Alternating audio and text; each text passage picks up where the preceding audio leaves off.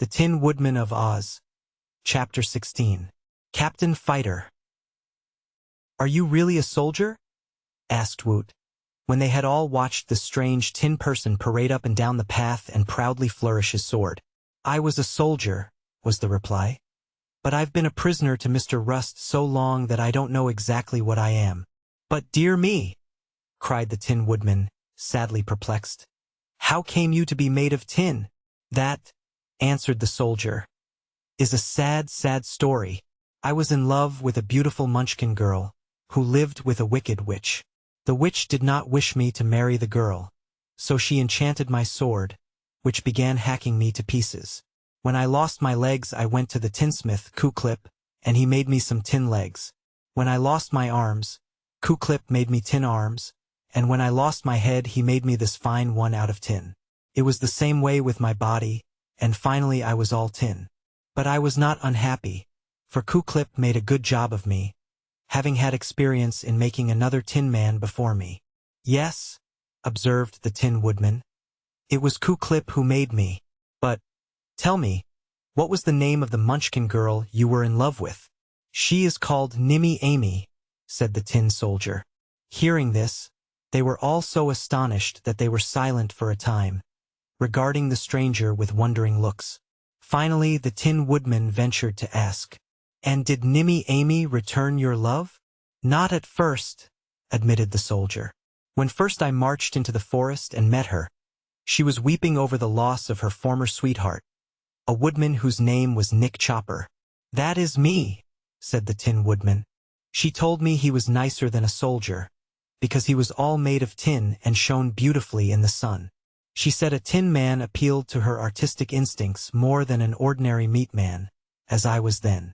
But I did not despair, because her tin sweetheart had disappeared, and could not be found.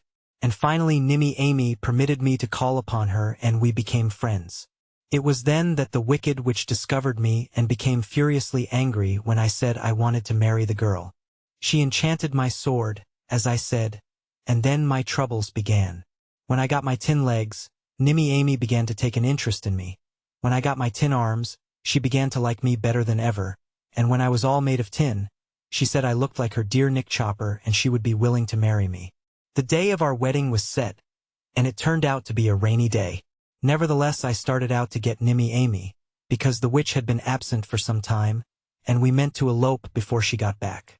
As I traveled the forest paths, the rain wetted my joints, but I paid no attention to this because my thoughts were all on my wedding with beautiful Nimmy Amy, and I could think of nothing else until suddenly my legs stopped moving. Then my arms rusted at the joints, and I became frightened and cried for help, for now I was unable to oil myself. No one heard my calls, and before long my jaws rusted, and I was unable to utter another sound. So I stood helpless in this spot, hoping some wanderer would come my way and save me. But this forest path is seldom used, and I have been standing here so long that I have lost all track of time. In my mind I composed poetry and sang songs, but not a sound have I been able to utter. But this desperate condition has now been relieved by your coming my way, and I must thank you for my rescue." "This is wonderful," said the Scarecrow, heaving a stuffy, long sigh. "I think Ku-Klip was wrong to make two tin men, just alike, and the strangest thing of all is that both you tin men fell in love with the same girl." "As for that," returned the soldier seriously, "I must admit I lost my ability to love when I lost my meat heart. Ku-Klip gave me a tin heart, to be sure, but it doesn't love anything, as far as I can discover, and merely rattles against my tin ribs, which makes me wish I had no heart at all. Yet, in spite of this condition, you were going to marry Nimmy Amy?"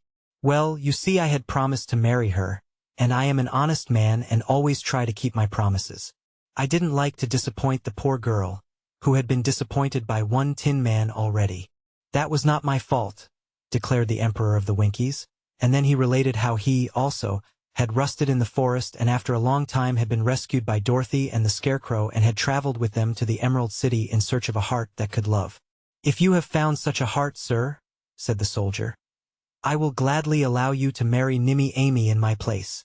"If she loves you best, sir," answered the Woodman, "I shall not interfere with your wedding her. For, to be quite frank with you, I cannot yet love Nimmy Amy as I did before I became tin. Still, one of you ought to marry the poor girl, remarked Woot. And if she likes tin men, there is not much choice between you. Why don't you draw lots for her? That wouldn't be right, said the Scarecrow. The girl should be permitted to choose her own husband, asserted Polychrome. You should both go to her and allow her to take her choice. Then she will surely be happy. That, to me, seems a very fair arrangement, said the Tin Soldier. I agree to it, said the Tin Woodman, shaking the hand of his twin to show the matter was settled.